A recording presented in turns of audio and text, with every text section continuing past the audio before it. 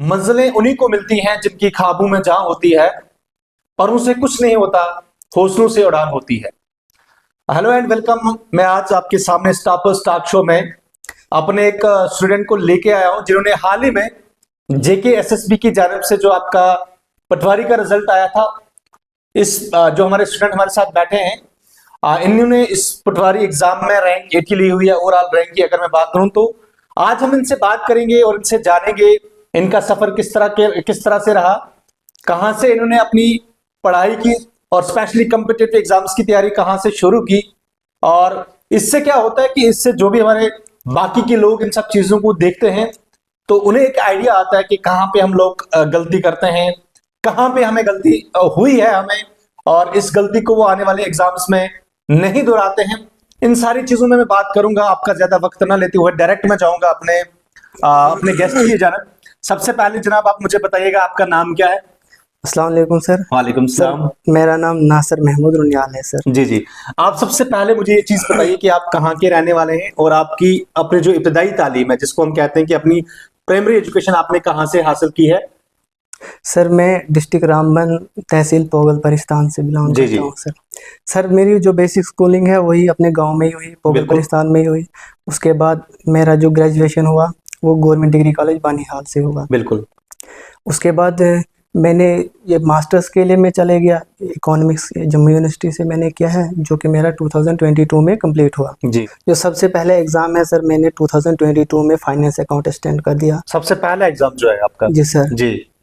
वो मेरा 5 नंबर से रह गया। 5 नंबर से रह 6 गया था। मार्च को था सर वो पेपर। जी। उसके बाद 28 मार्च 2022 को जेकेपीएसआई का था जो 1.0 है, जी। वो मेरा वो क्वालिफाई हो अच्छा, गया वो था। क्वालिफाई हो गया था जो आपका जेकेपीएसआई वाला पहला वाला था? जी सर, वो जी, जी। 2022 का वो मेरा क्वालिफाई हो गया था। उसके बाद फिर सर दोनों एग्जाम स्क्रैप हो गए, फाइनेंस अकाउंट असिस्टेंट का भी और जेकेपीएसआई वाला भी स्क्रैप हो गया? बिल्कुल। जी सर। जी। तो यही फिर उसके बाद केस चलने लगे इसके, तो जब दोबारा से पहले हो गया जेकेपीएसआई 2.0 फिर होने लगा। जी। 2020 में दिसंबर में हुआ था, वो मेरा 0.3 से रहा। 0.3 से रहा था? जी जी सेकंड वाला एग्जाम आपका जी जी सर। 0.3? हाँ जी सर। जी जी। तो उसके बाद 2023 में इसका हुआ एग्जाम वीएलडब्ल्यू का, वो मेरा 5 नंबर से रह गया। 5 नंबर से रहा? हाँ सर। जी। फिर भी मैं हिम्मत नहीं हारा। अच्छा 2024 में 28 जनवरी को फाइनेंस अकाउंट असिस्टेंट का हुआ एग्ज़ाम। जी। तो मैंने उसके लिए बहुत मेहनत की थी, मैंने पढ़ा था, लेकिन मुझे अपनी गलतियाँ कुछ हुई थी, जी। तो उसकी वजह से मुझे 2 नंबर से वो रह गया फिर से। अच्छा। Finance account assistant 2.0 sir. जी जी। उसके बाद कोई एग्ज़ाम नहीं बचा था, एक पटवारी का बचा था सर। अच्छा 31 डेट शीट आई उर्दू की, जी। जो पटवारी का पहले उर्दू क्वालिफाई करना होता है। जी। 31 मार्च को वो पेपर था। उसके लिए हमें उर्दू आती है, जी। तो उर्दू उसका इशू नहीं था, वो मेरा हो गया क्वालिफाई जी बेसिक जी। उर्दू का। उसके बाद 1 सितंबर को था हमारा जो मेन एग्ज़ाम होता है हाँ, पटवारी का, बिल्कुल। तो मेरा क्वालिफाई हो गया सर। 19 सितंबर को डेट आई, इसका रिजल्ट आया, तो मेरा क्वालिफाई चलो हो गया। मुबारक हो उसके शुक्र लिए है कि अल्लाह आपका का। एग्जाम क्वालिफाई हुआ। खुदा करे कि तेरी उड़ान और भी बुलंद हो, खुदा करे कि तेरी उड़ान और भी बुलंद हो, फजाओं में तेरी मंजिल और भी आसान आसान हो। तो अब मुझे ये चीज बताइएगा साथ में कि स्टार्टिंग में जब बच्चा नया आता है, कोई भी एस्पिरेंट नया इस फील्ड में आता है, तो उसको प्रेशर झेलना पड़ता है। जी जी उस सर। प्रेशर को मेंटेन करना, एग्जाम के उस दबाव को मेंटेन करना एग्जाम हॉल के अंदर वो सबसे इंपॉर्टेंट रहता है। जी जी सर। बच्चा कितनी हद तक उसको संभाल पाएगा, उसको झेल पाएगा, जी वो इतना ज्यादा सक्सेसफुल है। लास्ट पे सर यही मुझे समझ आए वहाँ पे, जो आप एग्जाम में, वहाँ एग्जाम क्योंकि पढ़ा तो सारों ने सेम ही होता बिल्कुल, है, सबने सेम पढ़ा होता वहाँ पे प्रेशर वहाँ हैंडल करने आना चाहिए। वहाँ पे एग्जाम में सबसे पहले जाओ, वहाँ पे जो इजी क्वेश्चन है ना, है। जी जी। वो सारे अटेम्प्ट करो, और उनमें से एक क्वेश्चन भी गलत नहीं होना चाहिए। अगर एक इजी क्वेश्चन आपको 2-3 गलत अगर हो ऐसी जाएंगे क्वेश्चन गलत हो जाते हो तो तो मतलब आप रेस से डिप्रेस हो बाहर, जाता है, रेस से रेस से बाहर हो बाहर जाते हो हो और जाते एग्जाम हॉल में भी आपका जो मॉरल है वो डाउन हो जाता हैं। है। जी जी सर। जी। सबसे पहले इजी क्वेश्चन सारे कर लो, उसके बाद मॉडरेट लेवल के, उसके बाद लास्ट में जो डिफिकल्ट होते हैं वो भी सर ऑप्शन एलिमिनेशन से हो जाते हैं। जी जी। जी अगर बच्चे ने पढ़ा होगा, पूरे टॉपिक्स पढ़े होंगे, कोई ना कोई वहाँ पे इंसान एलिमिनेट कर देता है जी। सर। मुझे लगता है ये कि क्योंकि और टेंस नहीं होना चाहिए। अगर एक पहला क्वेश्चन आ गया आपको मुश्किल, तो आपने वहाँ नर्वस नहीं होना है, हाँ। आपने उसको स्किप करना है। उससे आगे जो इजी क्वेश्चन आएगा वो करो। सबसे पहले इजी सारे क्वेश्चन अटेम्प्ट करो, बाकी मॉडरेट लेवल के भी डिफिकल्ट, वो सबके लिए डिफिकल्ट होते हैं जी। सर। तो वो मुझे लगता है फिर हो जाएगा अच्छा, सर। इतने से छोटे से टाइम पीरियड में 2022 में आपने अपना सफर शुरू किया और 2024 में जो है आप कामयाब हो गए। जी। अपने इस छोटे से सफर में आपने किस तरह से मेहनत की, आपका ये सफर किस तरह से रहा, कि इतने कम टाइम में आपने बहुत जल्दी जो है सक्सेस को अचीव किया? क्योंकि हमारे बहुत सारे ऐसे एस्पिरेंट हैं, ऐसे लोग हमारे बहुत सारे हैं जो हमें देख रहे होंगे इस टाइम पे। उनकी जानब से अगर देखा जाए तो पिछले 10 सालों से कुछ लोग बैठे हुए हैं, कुछ 12 सालों से बैठे हैं, कोई 10 साल से, कोई 8 साल से, कोई 9 साल से।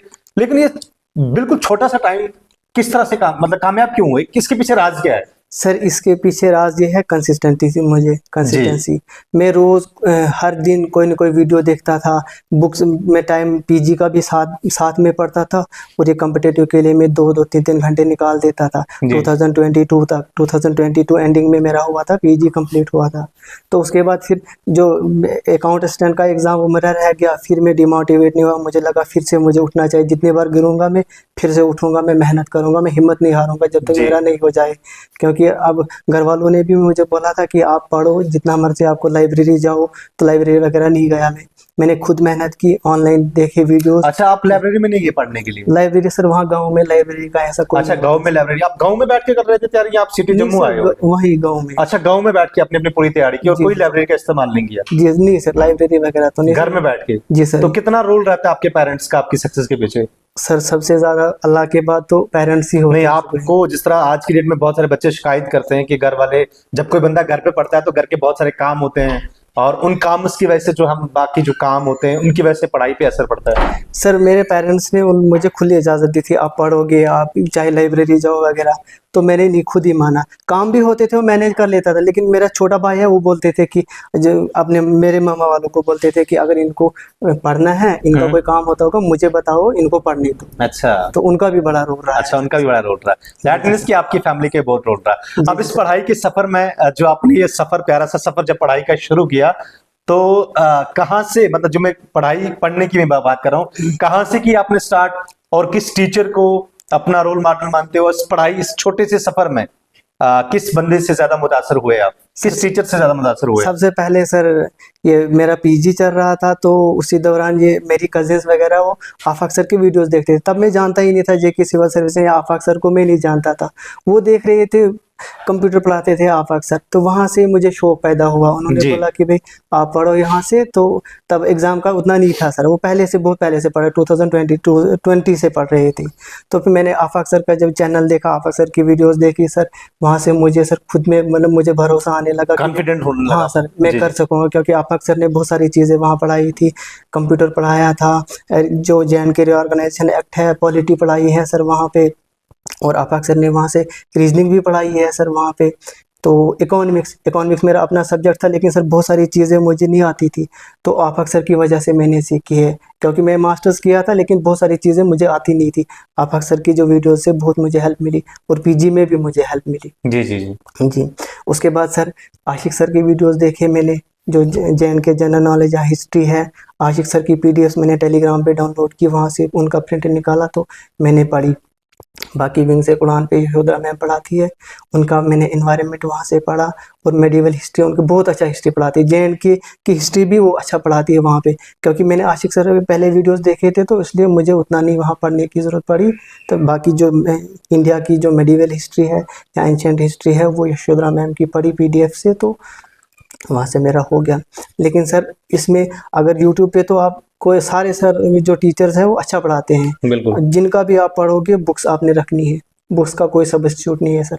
अच्छा, जो भी बच्चा मतलब YouTube से पढ़ाई करता है, जो भी बच्चा YouTube से पढ़ता है, लेकिन उसको साथ साथ में बुक्स कंसल्ट करने बहुत ज्यादा जरूरी है। बुक्स रखनी है ये मतलब जो आपने अपने टेन्योर में या अपनी इस जर्नी में जो चीजें आपने की, वो वाली चीज आप बयान कर रहे हो। मैंने जनरल नॉलेज की JNK की सर एक अच्छी नई बुक आई है, मुझे लगता है सर, आईने जम्मू कश्मीर। आईने जम्मू कश्मीर, मुझे लगता है उसमें अच्छा दिया होगा। हाँ बिल्कुल, अपडेटेड है, बीच में है कहीं मिस्टेक्स, लेकिन वो इंसान कर लेगा खुद से। हाँ, वो मैंने लाई थी जनरल नॉलेज की बुक, कंप्यूटर की अरिहंत की लाई थी, और आफाक सर के वीडियोस तो मुझे लगता है काफ़ी है सर। बाकी रीजनिंग की बुक अरिहंत की आती है सर जी, वो वहाँ से मैंने पढ़ा था ये रीजनिंग की। और बाकी यूट्यूब पे आपके चैनल पे आए थे, आफाक सर ने भी आधे टॉपिक्स कवर किए थे। जी जी जी आधे दूसरी एक मैम थी, उनका नाम मुझे याद नहीं है जी। बाकी अगर जेके एसएसबी के लेवल के हिसाब से कोई पढ़ेगा तो तरुण गोयल या मनोहर पांडे वो बुक एक रखनी ही रखनी है साथ, वो रखनी है साथ में। जी जी, अलॉन्ग विद यूट्यूब आपने एक बुक साथ लेके जाना बुक साथ रखनी है। जी। कोई भी टॉपिक पढ़ोगे आपने बुक रखनी है साथ, और बुक पढ़नी है सर, पढ़नी है वो साथ। रखनी नहीं है टेबल पे जी शो के सर। लिए, बट आपने पढ़नी है। बहुत सारी नई चीजें इंसान वहां से सीखता है सर। बिल्कुल। अब यूट्यूब पे सर आधे घंटे का लेक्चर होता है, सारा इंसान क्या बताएगा, नहीं वहाँ बता पाता, सही बात है। वो तो आप अक्सर है सर, वो इतने से पेज पे पूरा टॉपिक वहाँ पे कवर कर देते हैं, सारे पॉइंट्स वहाँ ऐड कर देते हैं। जी जी जी। बाकी बुक्स कंसल्ट करनी है, बुक्स जितना हो सके सर वो पढ़नी है। आफाक सर के वीडियोस हैं या यूट्यूब पे जो उनके जो पीडीएफ्स है वगैरह, तो मुझे लगता है 99% चांसेस है उसी में क्वेश्चन आएगा, उससे बाहर नहीं आएगा मेरे हिसाब से सर। जी जी। तो मैंने वैसे ही किया है, जो टॉपिक आफाक सर ने पढ़ाया है मैंने और कहीं से वो पढ़ा ही नहीं है सर जी। तो मुझे अल्लाह का शुक्र है वहां से मुझे ये क्वेश्चन निकल गए। बच्चों के लिए क्या मैसेज है, जो बच्चे ना बहुत सारी बुक्स को जमा करके रखते हैं और बहुत सारी किताबें अपने टेबलों के ऊपर सजा के रखते हो, एक ही कंपोनेंट के लिए या मतलब डिफरेंट कंपोनेंट्स के लिए वो डिफरेंट बुक्स लेके आते हैं। जी सर। आपको क्या लगता है कि एक किताब, जैसे बहुत सारे हमने देखे जो सक्सेसफुल कैंडिडेट्स होते हैं, वो कहते हैं कि सिर्फ एक ही किताब पढ़ो, read one book 10 times then 10 books one time, वो वाली कोटेशन कितनी अच्छी है, कितनी सही है? सर वो ठीक है, जो जेकेएसबी का लेवल पहले होता था ना, एक बुक अगर लाता उससे निकल जाता था, लेकिन सर अब अलग कंपोनेंट्स के लिए, जैसे कंप्यूटर के लिए, इंग्लिश के लिए अलग बुक तो लानी पड़ेगी। हाँ वो तो सीधी सी बात है, वो अलग लानी पड़ेगी आपको। जी सर। हाँ एक ही बुक मैंने भी कहा, जैसे सर एनसीईआरटी वगैरह वो मैंने नहीं आज तक नहीं पढ़ी है सर। अच्छा, आपने एनसीईआरटी नहीं पढ़ी? एनसीईआरटी मैंने नहीं पढ़ी। कंप्यूटर के लिए मैंने अरिहान की बुक लाई थी। हाँ। और जनरल नॉलेज के लिए जो JNK की आईएनआई जम्मू कश्मीर लाई आईएनआई जम्मू कश्मीर। जी सर। और बाकी जो अगर आपको कठे चाहिए तो मनोहर पांडे की बुक अच्छी है, या तो तरुण गोयल वो आप कर सकते हो वहां से। इंग्लिश के लिए नीतू सिंह की मुझे लगता है बहुत अच्छी बुक है। बहुत अच्छी बुक है जी सर। लेकिन बुक्स के साथ साथ मतलब यूट्यूब का भी होना जरूरी है, इसको कैसे? हाँ सर, कई डाउट्स होते हैं सर यूट्यूब से, वहाँ पे इंसान लेक्चर देखता है, उसके बाद फिर बुक से एक्स्ट्रा चीजें मिलती है। यूट्यूब पे तो मेन इंपॉर्टेंट जो वो बेसिक कवर होता है। अब उन बच्चों के लिए क्या मैसेज रहेगा जो पिछले 10 सालों से 8 सालों से मतलब कई लंबे टाइम से जो रहे, वो अभी भी इस सफर में हैं और बहुत कम पॉइंट्स से वो पीछे रहते हैं? बहुत सारे बच्चे जो हैं जेके एसएसबी के जो डिले होता है एग्जाम का या बाकी चीजें होती है, जो स्पेशली हमारे जम्मू कश्मीर में कोर्ट का वो बड़ा मसला रहता है, कोर्ट केस हो जाते हैं, फिर कोर्ट में केसेस चलते रहते हैं, तो एग्जाम का एक लंबा समय जो है, एक लंबा टाइम जो वहां पे बीतता है, बच्चे बहुत बीच में अपना मतलब उनका एक किस्म का कमर टूट जाता है, तो उनके लिए क्या मैसेज देना चाहोगे आप? उनको यही मैं बताऊंगा सर, जो भी जितनी भी पोस्टें निकली है उनका आपने सिलेबस प्रिंट आउट निकालना है। जितने भी टॉपिक्स है, जितने कंपोनेंट्स है, आपने टॉपिक एक भी टॉपिक नहीं छोड़ना है और आपने हिम्मत नहीं हारनी है। जितनी बार गिरोगे फिर उठना है, फिर गिरना है, फिर उठ, क्योंकि ये सफर ही ऐसा है। गिरते हैं शाह सवार मैदान जंग में, वो क्या करें जो घुटनों के बल चले। जी जी सर। आपने हिम्मत नहीं हारनी। एग्जाम में नहीं आप निकले, दूसरे एग्जाम में आपको जो पहले रहा है एग्जाम उसका बेनिफिट मिल जाएगा। जी जी। आपने 2 बार 3 बार 4 बार इंशाअल्लाह ताला ना ये कभी मेहनत को जाया नहीं करते, कभी मेहनत जाया नहीं होती। जी जी सर। जी। आपने हौसला नहीं हारना है और ईमानदारी से पढ़ना है। जी जी सर। बाकी सोशल मीडिया वगैरह इनसे तो दूर ही रहना है। फोन को साइलेंट मोड पे रखो, पढ़ो। अगर आपने कहीं कोर्ट केस वगैरह है तो डिस्ट्रैक्शन है, कोई बात नहीं, आप और कोई काम करो, लेकिन दिन को 1-2 घंटे निकाल दो पढ़ाई के लिए भी। शाम को या सुबह यूट्यूब पे वीडियोस देख लो या बुक पे कहीं पढ़ लो, तो छोड़ना नहीं है आपने।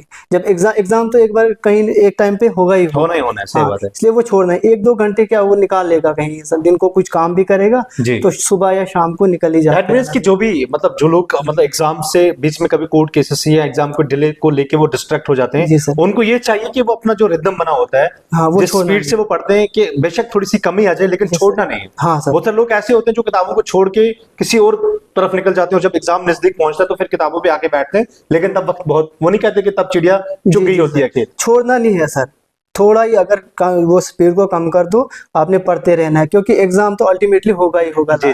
इसलिए तब तक लास्ट के 2 महीने में तो नहीं हो सकता है, पहले से इंसान प्रिपेयर रहेगा, जब भी एग्जाम होगा तो इंशाल्लाह कामयाब हो। एक और चीज पूछना चाहूंगा राज की, कि जब एग्जाम होता है, एग्जाम जैसे फॉर एग्जाम्पल आज आप बैठे हो यहाँ पे और कल आपका एग्जाम है, तो ये स्पेशली एक दिन या जो एग्जाम से पहले वाली रात होती है, उस दिन क्या करना चाहिए बच्चों को? एग्जाम के पहले दिन मुझे लगता है पढ़ना नहीं चाहिए सर, रिलैक्स होके शाम को सो जाना चाहिए अर्ली, और सुबह भी अर्ली उठो। उसके बाद आपने एग्जाम में जाना है, वहाँ पे स्ट्रेस फ्री होके जाना है। जी पहले आपने इजी क्वेश्चंस करने हैं। अगर इजी क्वेश्चन आप गलत कर देंगे, एक दो क्वेश्चन, तो आप रेस से बाहर हो जाएंगे।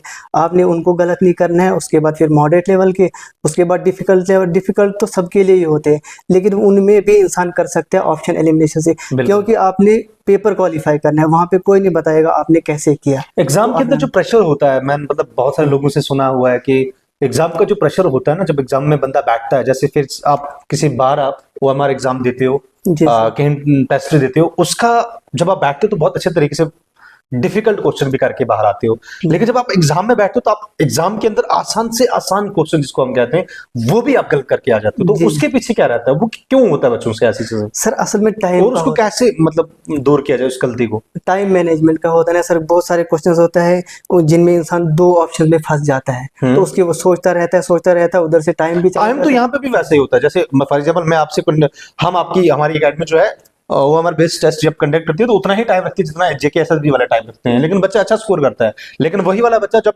एग्जाम में बैठता है तो उसी जैसे मतलब उसके बराबर का ही लेवल होता है पेपर का, लेकिन वहां पे बहुत गलतियां करके आता है और बहुत इजी क्वेश्चन वो गलत करके आता है बाहर। वही नहीं करना चाहिए। वो या तो सर बच्चे, वो उसको कैसे रोकेगा बच्चा?